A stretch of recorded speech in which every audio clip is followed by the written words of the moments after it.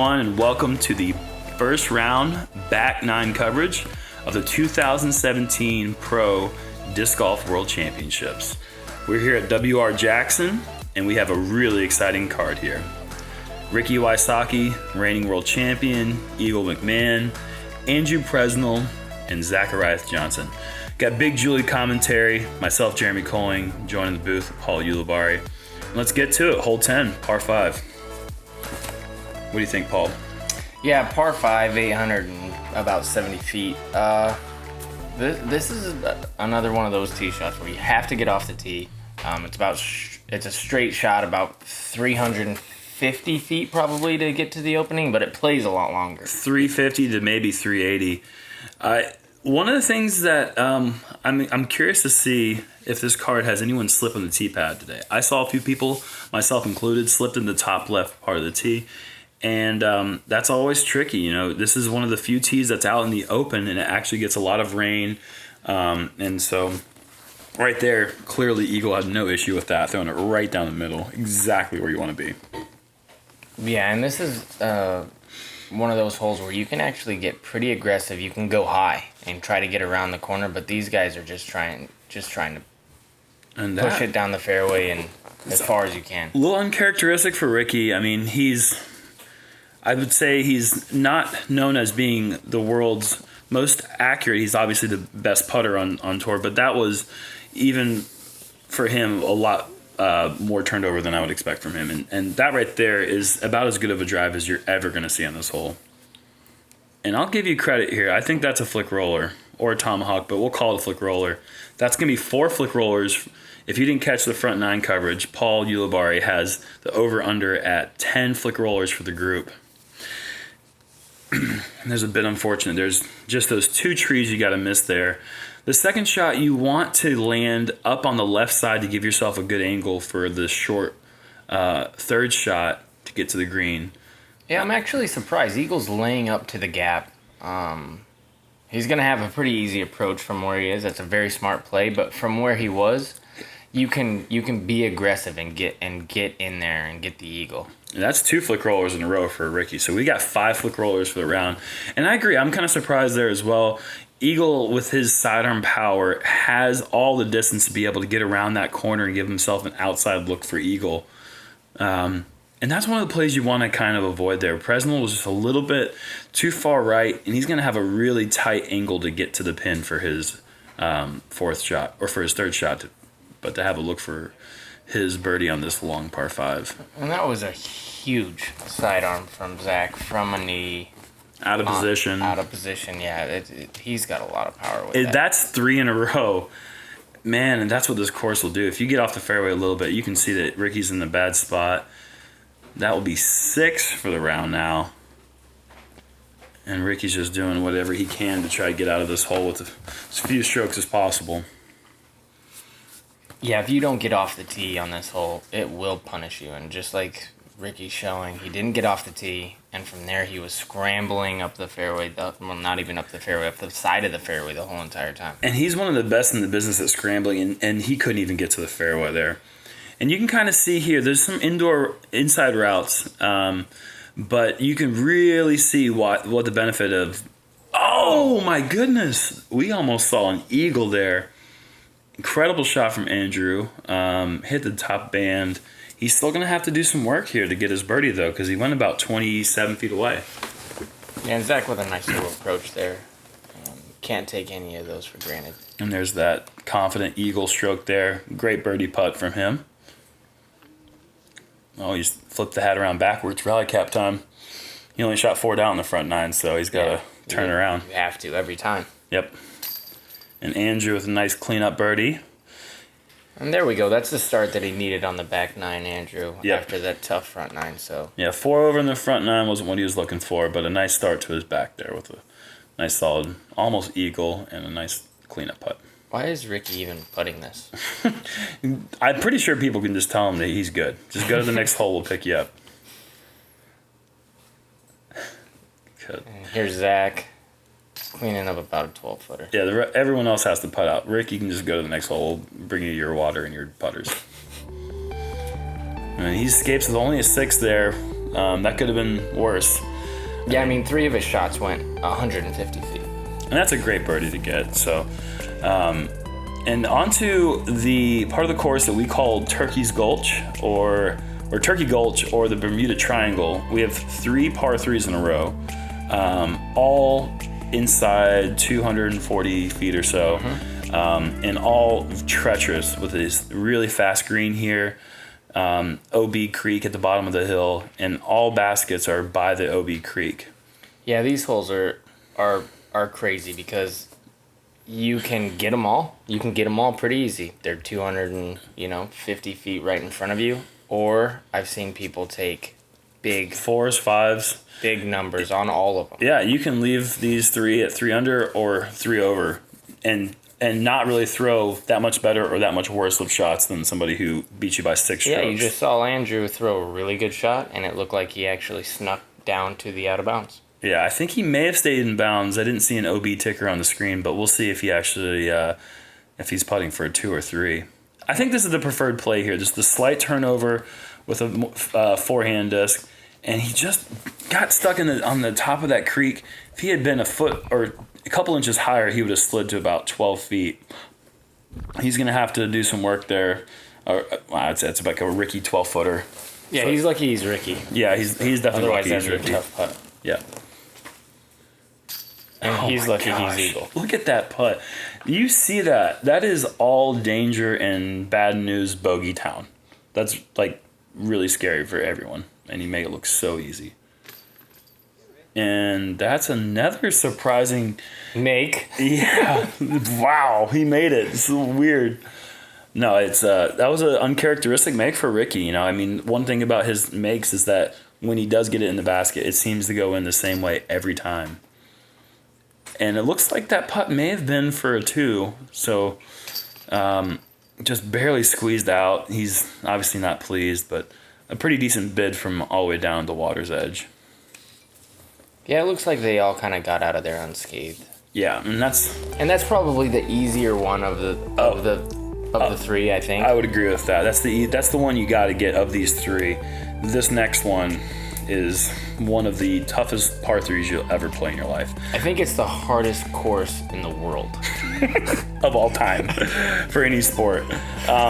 So the tough part about this one, besides the fact that everything just slopes you towards the water OB, and the fact that it's really tight, even if you throw a great shot, you get over this hillside, there's still that bank on the left side, and it looks like we're going to see another flick roller. That's 6 for the round now. That needs to sit down, and that tree really helped. Any sort of momentum with any sort of roll whatsoever. That thing literally spun in place for like 33 seconds. Okay, there's 7 flick rollers now for the round. And that's, wow. That's okay, though. People are so happy to be right there. A 3 on this hole is great. I mean, a 2 is a huge bonus.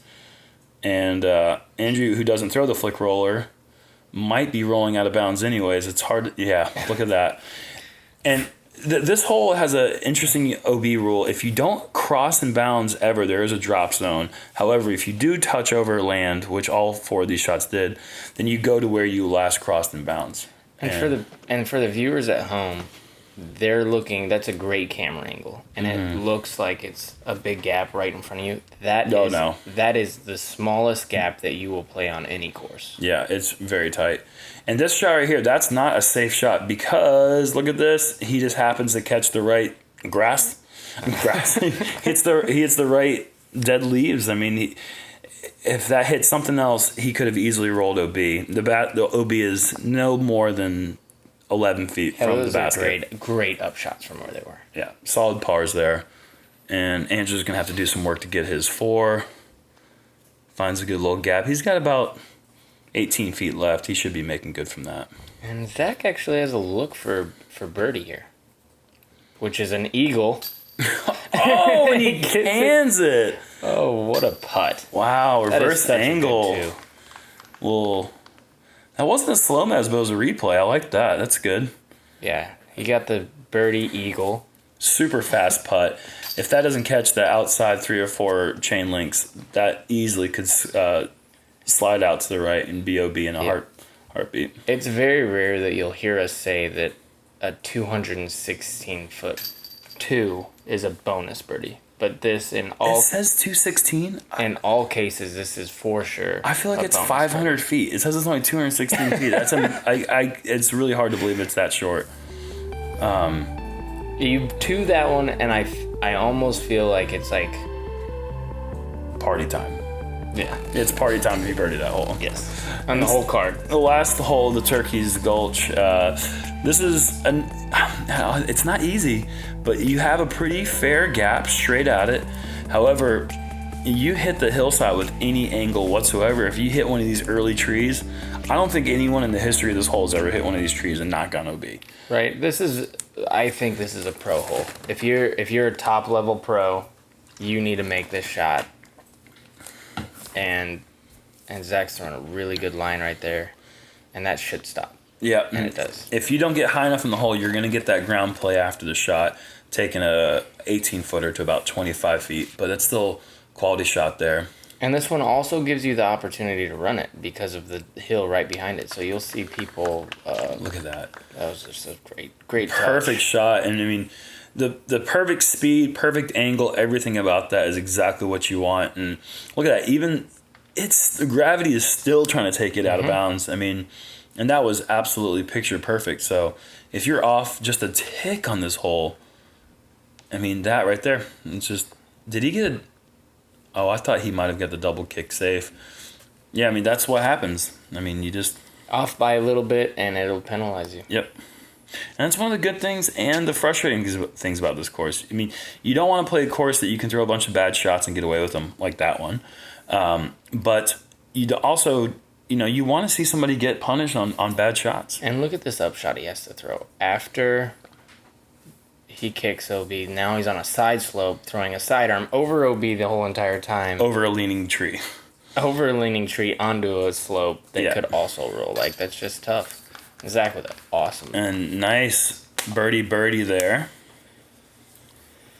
Super happy to go 2 down in this 3-hole stretch is bonus. Absolutely. I mean, just like any time you can get a 4 or 5 and take away some of the work, the hard-earned work that you've done to get to that point. Yeah, and it's good to see Andrew get the birdie after the great kick. Yeah. It's nice to see him take advantage of that good luck that he got. Yeah, you have to. If the door's open, you gotta walk through it. If the course gives you something like that, it feels miserable to not take advantage of an opportunity like that. So we got eagles shredding right now.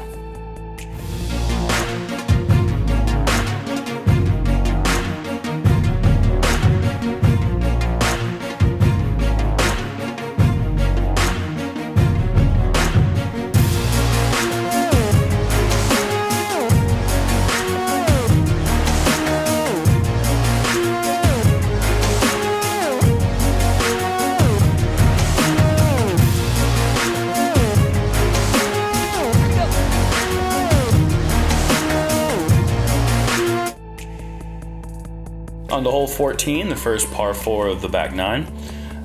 This is a shot that I believe favors the right-hand backhand and hyzer shot. I feel like the gap opens up a bit more for the power drive than it does for a lefty backhand or a righty forehand shot. But they moved this basket about 80 to 90 feet back. It's less in the way for hole 15 now. And Zach got through a couple trees, didn't get through the last one, kicks down. There is actually a gap on the left side. You hardly see anyone ever go for it. But where they moved the pin this year, if you don't get clean off the tee here, there's just no chance at birdie. I mean, this is a quality 2-shot par 4. And that's exactly where you want to be. I mean, just hugs that fairway line all the way down, probably 80 to 100 feet past the ditch, which is really, really what you're trying to do is get anywhere past that ditch. And that was a horrible break. That was a really bad break. He threw that tee shot perfect, and I think he just hit the very bottom of a branch, and it just turned it down into a roller back into the ditch. Yeah, this is another one of those the par 4s that they have on this course where you get it and it feels that's oh my ripper. God, that's amazing. Yeah, you get the 3 on this one, and it almost feels. It's definitely a bonus birdie. Oh, it doesn't feel like an eagle, but you know that you gained a stroke on at least 90% of the field. I mean, this is a birdie that is only achieved through 2 incredible shots. You really can't throw a mediocre tee shot and throw some sort of miraculous second shot. It's just not going to be good enough. And Andrew, unfortunately, gets a bad kickoff to the left. He might be able to save his par with a really good second shot or third shot. Wow, and he's just cutting it so close. He missed the hilltop there by, it looked like less than 6 inches. And some speed control there with a log on the ground. That would have been about another 40 feet. And that's a rare forehand from Andrew. He must have been in a really tricky spot there, because that is a shot you don't see him go with very much. And Ricky is able to see the basket from where his tee shot was. That's got to be the furthest shot I've seen on the hole. Yeah, personally. And it's really impressive. And he's just at the circle's edge behind the basket. A great way to back up the bogey he got on hole 13.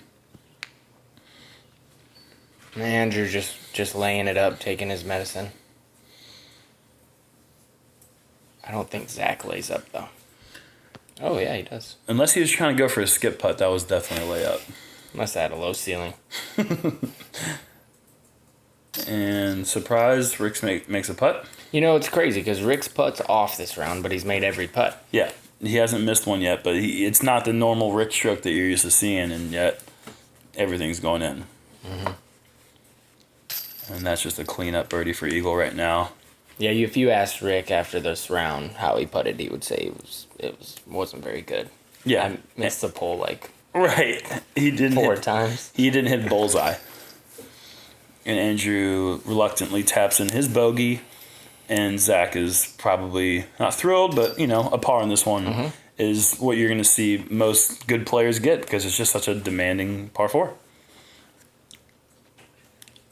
And a little how do you do there from Zach. Good to see him having a good time. Yeah, he's able to laugh off.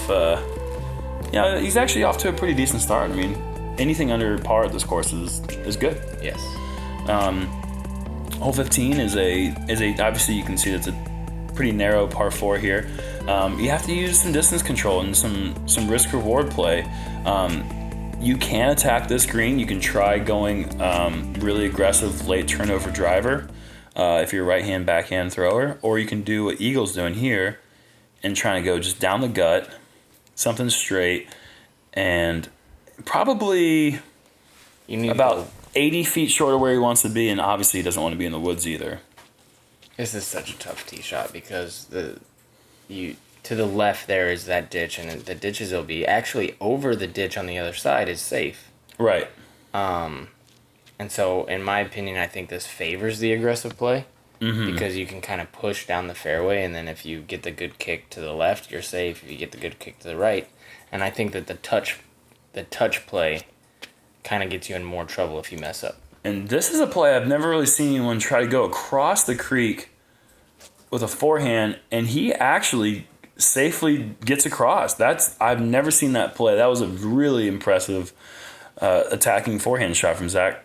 Yeah, you normally don't see that because that creek also keeps going right, and you saw him skip right over the corner of it. So he was very close to going out of bounds. And Andrew don't think he hit high enough on the hillside to. Well, maybe he did. He threw his green drone there, but either way, he's out of bounds. Whether it's on the left side or right side of the creek.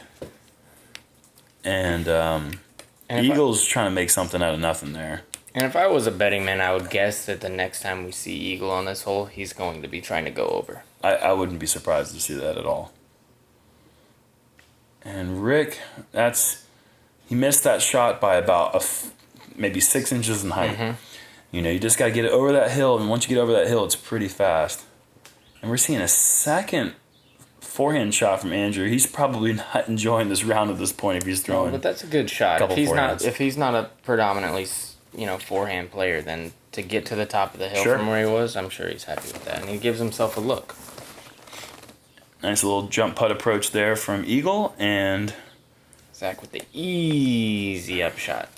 That's how you do it. I mean, that's That's rewarding a really aggressive play from the tee shot.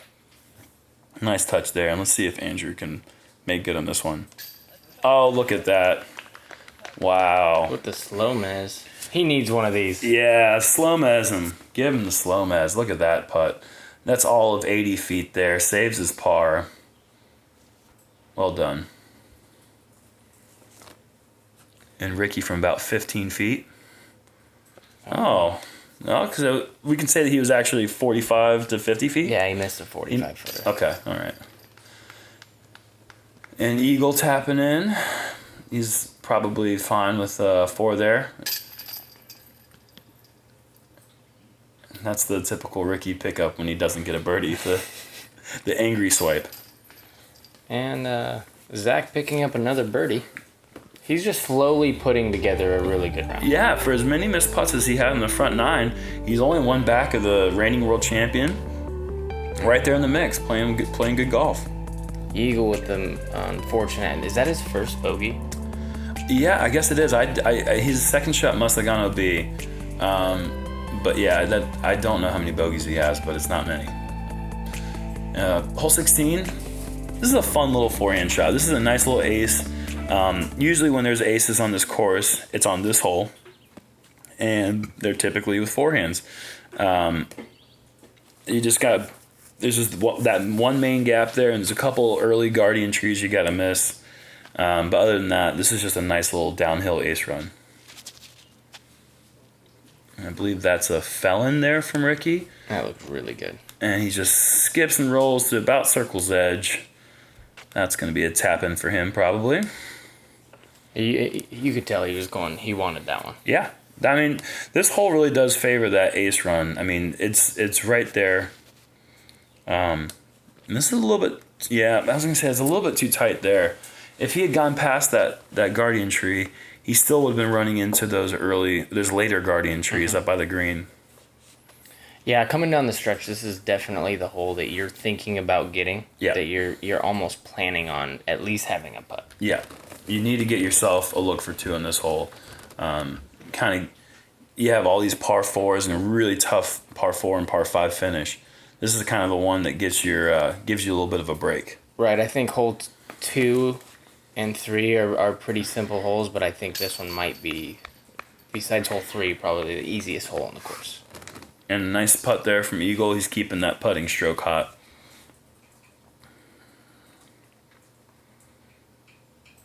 And that's Zach for 2 straight birdies. And look at that. He's still just putting together a really nice, quiet round. Mm-hmm. And there's a 5-footer from Rick from 30. It's a good putt. Good putt and good birdies from the card so far.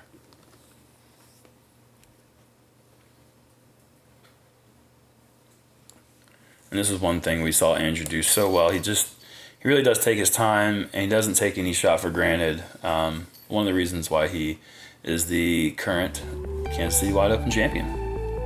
Yeah, it's good to see him, like you said, taking his time, and and he's obviously a top pro. Mm-hmm. Can't bleed any strokes of the World Championships. I mean, 4 rounds, every shot's worth so much. I mean, at every tournament they are, but we're talking the elite tournament in disc golf. So you got to make sure you take your time on all these putts, do your routine. On the 17, I'd say maybe the hardest tee shot on the course. It has to be. I mean, they had a hole that was already incredibly difficult. You can see the tee pad up there about 90 feet in front of the tee pad we're throwing back here.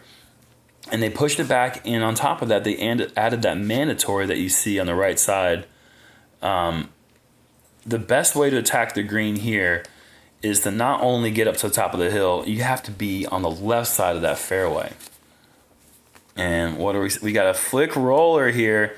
What is that, 8 now for the round?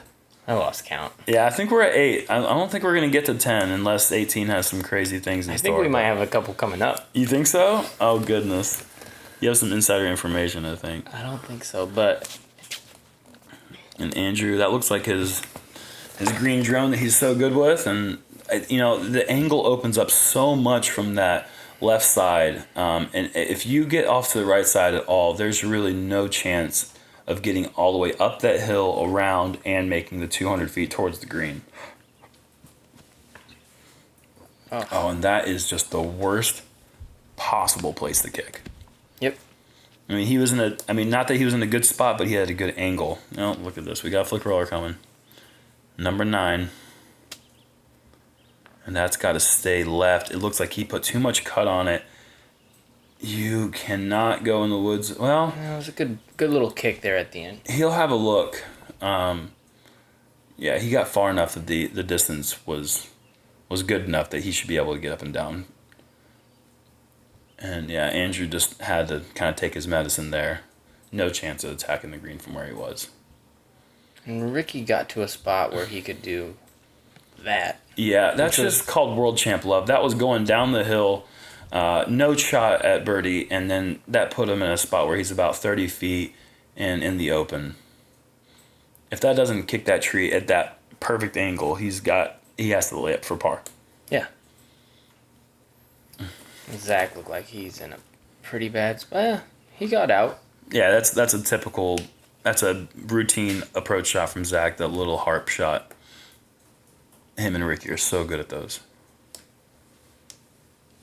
And a little floater bid there from Eagle. He'll have that putt for par. And this is a big momentum shift if he can somehow make this putt. Somehow, perfect. Yeah, that's taking advantage of those open door opportunities like we're talking about. I would have loved to see his angle that he had from his tee shot, because I guarantee to get where he was next to him. Oh no. Zach just letting one slip away there, and Andrew as well. That's just a little uncharacteristic. We haven't seen them. The misses we've seen from Zach this round has just been low. That's the first time we've seen him chain out right side. It looked like he might have wanted it a little too much on that. Sure. Andrew took a little bit more time that time. Converted. His Eagles putt for par. And that's an interesting play off the tee to throw a flick roller. Flick roller, and he gets a good par on that hole. And Ricky escapes an awesome birdie. 5 and 6 for Zach and Andrew. And onto the last hole. Awesome par 5. You really have to pick and choose what you want to do. There's the turnover backhand route that can get you way up the hill and a look at Eagle. Or you can throw the turnover sidearm off to the right, or the hyzer backhand off to the right. But there's a lot of different choices, and no matter which way you go, you really have to execute your shot perfectly because there's trees everywhere. Yeah, this is just a great finishing hole. And that, I believe that's the preferred play. If you have the forehand turnover shot, I think that's the shot to go with. And Ricky just unfortunately hits the last thing that's in the way. And Eagle's going for the hyzer route. And oh my gosh, he hits the last tree that's in the way on the right side. It's a very demanding tee shot, as you guys can see. And Zach's actually trying the sidearm route also. Yeah, and that's a really good play. Right. Yeah, those 2 trees that you see on the right, or this clump of 3 trees right there at the end, when you do get past the main clump of trees, you're still not done because you have to beat those last 3 as well. And Andrew actually played the shot that you're going to see most people play, the slight hyzer through the gap up into pretty much perfect position. And this is a really nice shot to not fade back into the woods on the right. He's kind of a little bit too far to the right for his comfort, I'm sure, but from the knee up the hill like that was a really nice placement shot from Eagle. If you're not in the fairway here, with the way that the hills are, the way that the hole is set up with the angles and everything, it's really impossible to get to the green unless you're in the perfect spot all the way up, all the way through the hole. And with the angle that he threw that disc on, that was a really good tree because that could very easily skip all the way down the hill, and the trees to the left of that fairway are awful. And that's why I feel like this whole course favors the right hand backhand shot, because as you saw from Andrew there, he could throw the right hand anhyzer, curl over the hill, but then the natural fade of the disc keeps him in the fairway, whereas the forehand or the lefty hyzer spin takes you down towards those trees. And that happens not just on this hole, it happens all throughout the course. That was a good upshot from Eagle there. That had a lot of touch. It didn't look like it moved much once it hit the ground. And Ricky, from kind of out of position after the first 2 shots, throws an incredible shot with his heart just inside the circle's edge. That's going to be a great birdie look for Ricky to finish his round. And Eagle throws a nice approach there. Leaves himself probably 26 feet away.